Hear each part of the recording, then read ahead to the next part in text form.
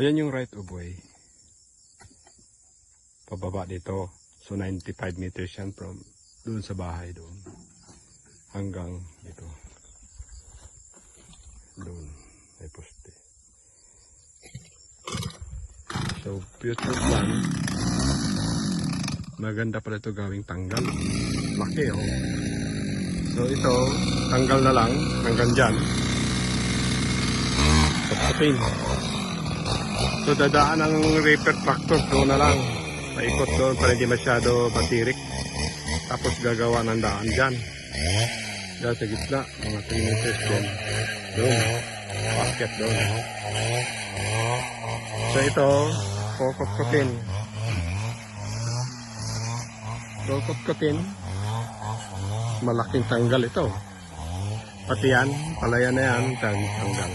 Kasi pala, yung balon na yon, yung bukal, tinusok nila kapoy may butas. Malakas ang tubig. Gumanon dito. May butas.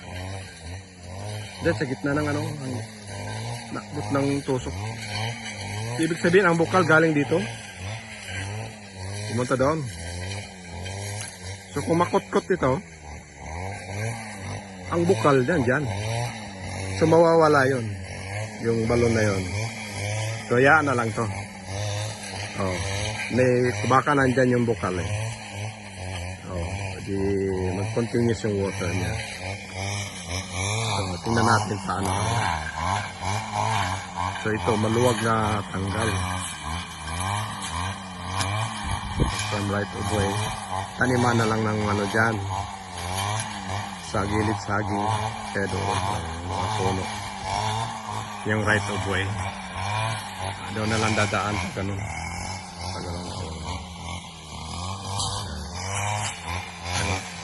Pupustihan na. Ito unahin ng bakod mamaya. Kasi yung mga kambing. Daming kambing doon sa kabila.